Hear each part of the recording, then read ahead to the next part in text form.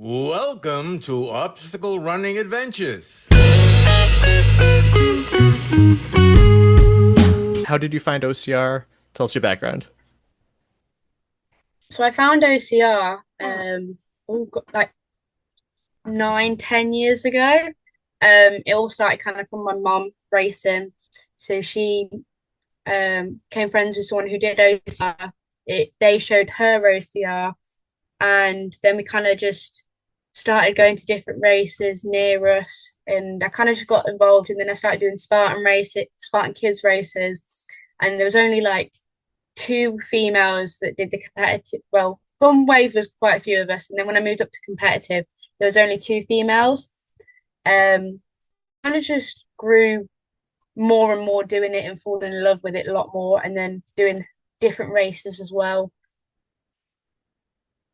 Yeah, that's great. And talk a little bit about obviously as a kid, you're very reliant on your parents for traveling, the cost for the races. So how supportive is your family with all of this?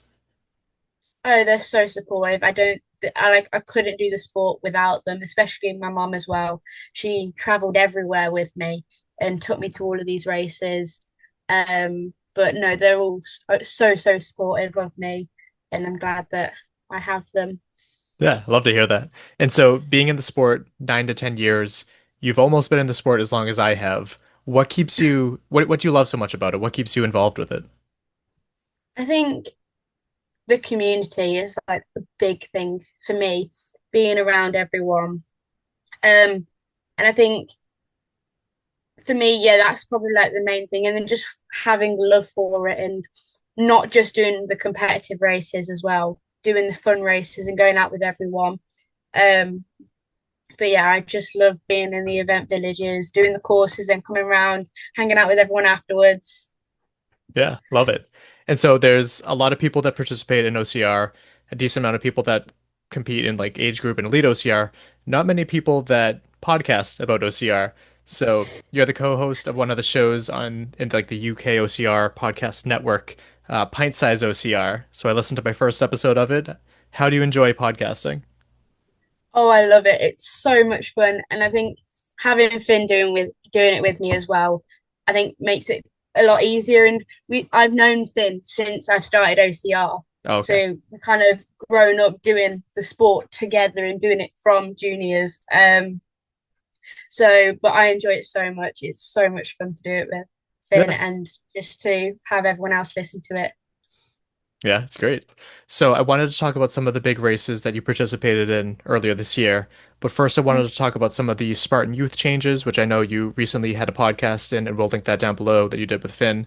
But can you talk about like what the changes are that Spartan made with competitive waves?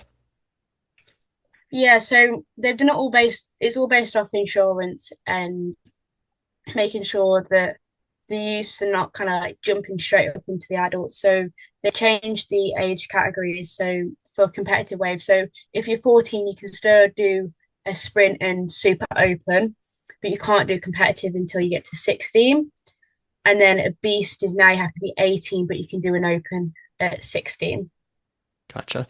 And it's actually complicated too because a lot of people are shouting like, why is this a change mid-season? It looks really bad. And while both of those things are true, insurance doesn't run for like the full calendar year. So I know that there were some instances of some younger athletes that were competing in the Trifecta World Championships that like were ready to run the beast and they were just turned away, which I'm sure was really difficult for them. Yeah, I definitely think the timing is not the best. Right. So what's been like the overall like feeling of the youthful side of the sport over there? Is there a lot of people that are really annoyed by this? Are people starting to understand, or what's the overall sentiment?